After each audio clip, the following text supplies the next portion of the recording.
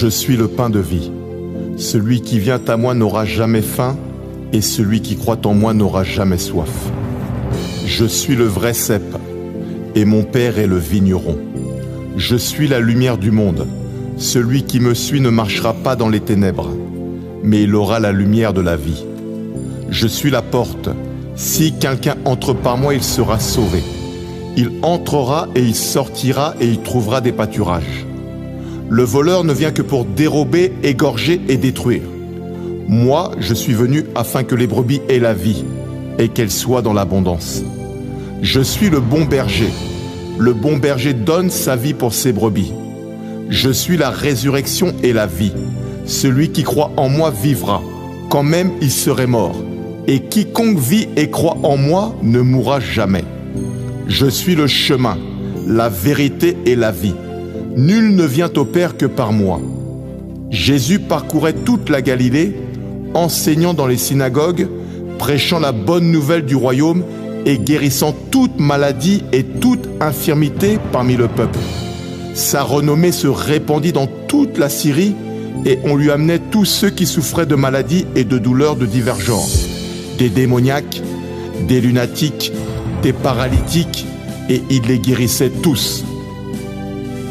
Il est l'image du Dieu invisible, le premier-né de toute la création, car en lui ont été créées toutes les choses qui sont dans les cieux et sur la terre, les visibles et les invisibles, trône, dignité, domination, autorité, tout a été créé par lui et pour lui. Il est avant toute chose et toute chose subsiste en lui. Il est la tête du corps de l'Église, il est le commencement, le premier-né d'entre les morts, afin d'être en tout le premier. Car Dieu a voulu que toute plénitude habitât en lui. Il a voulu par lui réconcilier tout avec lui-même, tant ce qui est sur la terre que ce qui est dans les cieux, en faisant la paix par lui, par le sang de sa croix. Et vous qui étiez autrefois étrangers et ennemis par vos pensées et par vos mauvaises œuvres, il vous a maintenant réconciliés par sa mort dans le corps de sa chair, pour vous faire paraître devant lui saint, irrépréhensible et sans reproche. Si du moins vous demeurez fondés et inébranlables dans la foi, sans vous détourner de l'espérance de l'Évangile que vous avez entendu et qui a été prêché à toute créature sous le ciel. Il est venu annoncer la paix, à vous qui étiez loin, et la paix à ceux qui étaient près. Car par lui nous avons les uns et les autres accès auprès du Père, dans un même esprit.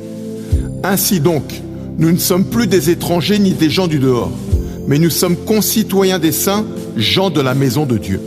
Nous avons été édifiés sur le fondement des apôtres et des prophètes, Jésus-Christ lui-même étant la pierre angulaire. En lui, tout l'édifice bien coordonné s'élève pour être un temple saint dans le Seigneur. En lui, nous sommes aussi édifiés pour être une habitation de Dieu en esprit. Il n'y a donc maintenant plus aucune condamnation pour ceux qui sont en Jésus-Christ. En effet, la loi de l'esprit de vie en Jésus-Christ nous a affranchis de la loi du péché et de la mort. Car chose impossible à la loi, parce que la chair la rendait sans force. Dieu a condamné le péché dans la chair en envoyant à cause du péché son propre Fils dans une chair semblable à celle du péché. Et cela afin que la justice de la loi fût accomplie en nous qui marchons non selon la chair mais selon l'esprit. Ceux en effet qui vivent selon la chair s'affectionnent aux choses de la chair, tandis que ceux qui vivent selon l'esprit s'affectionnent aux choses de l'esprit. Et l'affection de la chair, c'est la mort, tandis que l'affection de l'esprit, c'est la vie et la paix. Car l'affection de la chair est inimitié contre Dieu, parce qu'elle ne se soumet pas à la loi de Dieu et qu'elle ne le peut même pas. Or, ceux qui vivent selon la chair ne sauraient plaire à Dieu. Pour nous, nous ne vivons pas selon la chair, mais selon l'esprit, car l'esprit de Dieu habite en nous. Si quelqu'un n'a pas l'esprit de Christ, il ne lui appartient pas. Si nous vivons selon la chair, nous mourrons. Mais si par l'esprit nous faisons mourir les actions du corps, alors nous vivrons. Car tous ceux qui sont conduits par l'Esprit de Dieu sont fils de Dieu. Si quelqu'un est en Christ, il est une nouvelle créature. Les choses anciennes sont passées, voici toutes choses sont devenues nouvelles. Et tout cela vient de Dieu qui nous a réconciliés avec lui par Christ, et qui nous a donné le ministère de la réconciliation.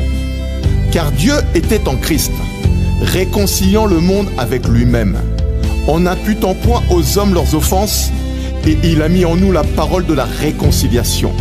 Nous faisons donc les fonctions d'ambassadeurs pour Christ. Comme si Dieu exhortait par nous, nous vous en supplions, au nom de Christ, soyez réconciliés avec Dieu. Car nous sommes son ouvrage, ayant été créés en Jésus-Christ, pour de bonnes œuvres que Dieu a préparées d'avance, afin que nous les pratiquions. Nous sommes le sel de la terre, mais si le sel perd sa saveur, avec quoi la lui rendra-t-on? Il ne sert plus qu'à être jeté dehors et foulé aux pieds par les hommes. Nous sommes la lumière du monde. Une ville située sur une montagne ne peut être cachée. Et on n'allume pas une lampe pour la mettre sous le boisseau, mais on la met sur le chandelier et elle éclaire tous ceux qui sont dans la maison. Que notre lumière luise ainsi devant les hommes, afin qu'ils voient nos bonnes œuvres et qu'ils glorifient notre Père qui est dans les cieux.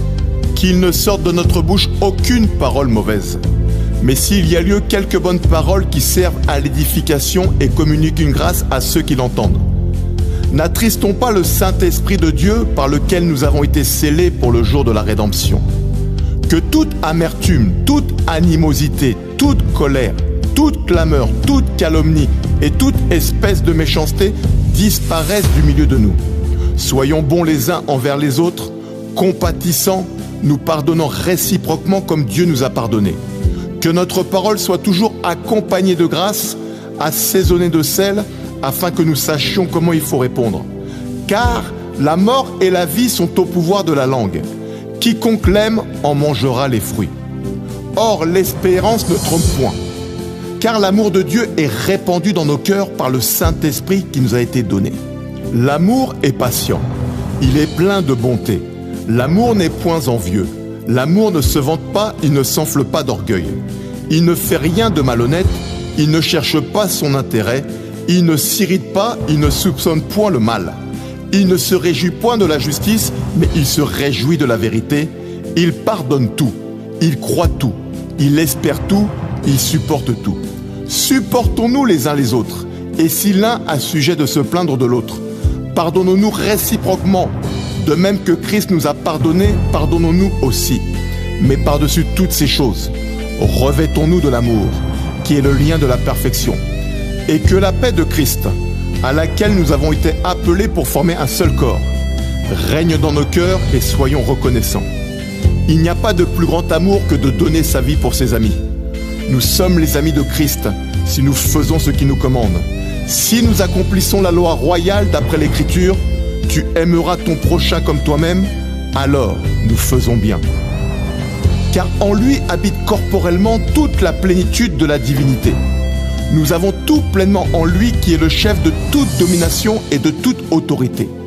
Et c'est en lui que nous avons été circoncis, d'une circoncision que la main n'a pas faite, mais de la circoncision de Christ qui consiste dans le dépouillement du corps de la chair.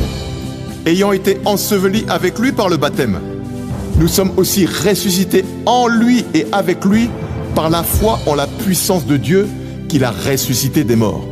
Nous qui étions morts par nos offenses et par l'incirconcision de notre chair, il nous a rendus à la vie avec lui en nous faisant grâce pour toutes nos offenses. Il a effacé l'acte dont les ordonnances nous condamnaient et qui subsistait contre nous et il l'a détruit en le clouant à la croix. Il a dépouillé les dominations et les autorités et les a livrées publiquement en spectacle en triomphant d'elles par la croix. Voici, il nous a donné le pouvoir de marcher sur les serpents, sur les scorpions et sur toute la puissance de l'ennemi et rien ne peut nous nuire. Cependant, nous ne nous réjouissons pas de ce que les esprits nous ont soumis, mais réjouissons-nous de ce que nos noms sont écrits dans les cieux. Que 1000 tombent à nos côtés et 10 000 à notre droite, nous ne sommes point atteints. De nos yeux seulement nous regardons et nous voyons la rétribution des méchants. Car tu es notre refuge, ô Éternel, et nous faisons du Très-Haut notre retraite. Comme l'oiseau s'échappe, comme l'hirondelle s'envole, ainsi la malédiction sans cause n'a point d'effet. Car personne ne peut maudire ce que Dieu a béni. L'enchantement et la divination ne peuvent rien contre nous. Toute arme forgée contre nous est nulle et sans effet. Et toute langue qui s'élève en justice contre nous, nous la condamnons. Tel est l'héritage des serviteurs de l'Éternel. Tel est le salut qui nous viendra de Dieu. Au reste, fortifions-nous dans le Seigneur et par sa force toute puissante. Revêtons-nous de toutes les armes de Dieu afin de pouvoir tenir ferme contre les ruses du diable. Car nous n'avons pas à lutter contre la chair et le sang, mais contre les dominations, contre les autorités, contre les princes de ce monde de ténèbres, contre les esprits méchants dans les lieux célestes. C'est pourquoi prenons toutes les armes de Dieu afin de pouvoir résister dans le mauvais jour et tenir ferme après avoir tout surmonté. Tenons donc ferme, ayons à nos reins la vérité pour ceinture. Revêtons-nous de la cuirasse de la justice et mettons pour chaussure à nos pieds le zèle que donne l'évangile de paix. Prenons par-dessus tout le bouclier de la foi, avec lequel nous pourrons éteindre tous les traits enflammés du malin. Prenons aussi le casque du salut et l'épée de l'esprit qui est la parole de Dieu.